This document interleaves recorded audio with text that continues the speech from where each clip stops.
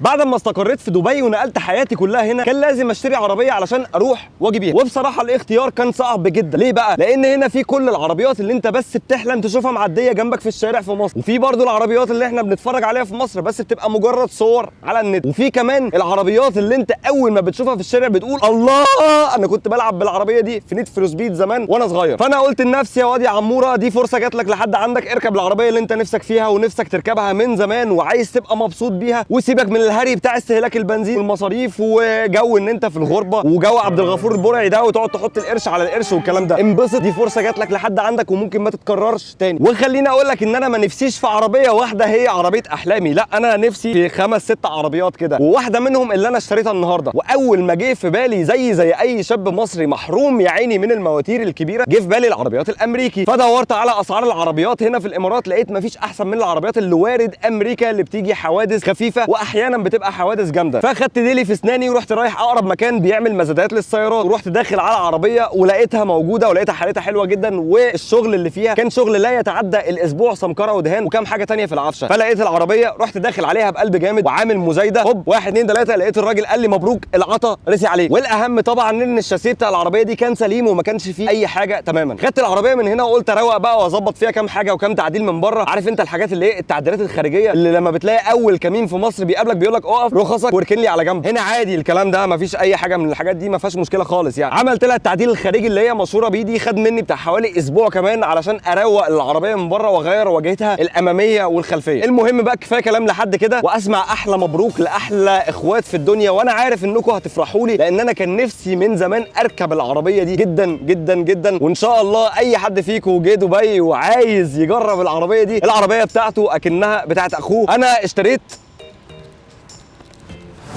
فورد موستنج.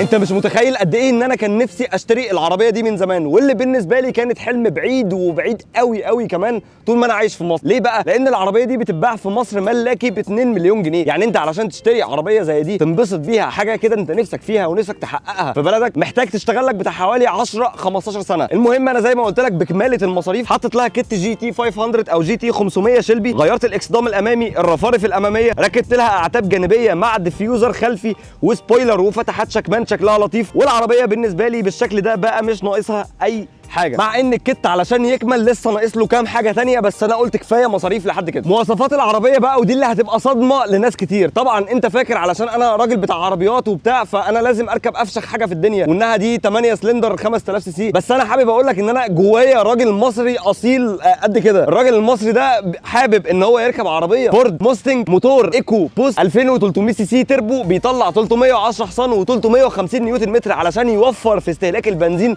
برضو، عكس الكلام اللي انا قلته لك في الاول. الموتور ده متوصل معاه جير بوكس او فتيس اوتوماتيك 10 نقلات مجرم، بيجيب العربيه من الاولى للنقله الاولى للنقله الثانيه كده لوهله. هتحس ان العربيه فقيره من جوه لو انت بتركب عربيات صيني كتير فيها زراير وكهارب وحاجات كده ملهاش اي ثلاثه لازمه، لكن عندي هنا كل حاجه فعلا محتاجها مش مبالغه. سماعات صوتها حلوه جدا، شاشه اندرويد اوتو وابل كار بلاي وسريعه جدا، تسخين وتبريد كراسي الاماميه، تحكم في تقل الطاره اخليها كومفورت ولا سبورت ولا عاديه، وانظمه قياده رهيبه بتحول لك العربيه 180 درجه من عربيه هاديه واستخدام يومي لعربيه مجنونه عبيطه عايزه تجري طول الوقت.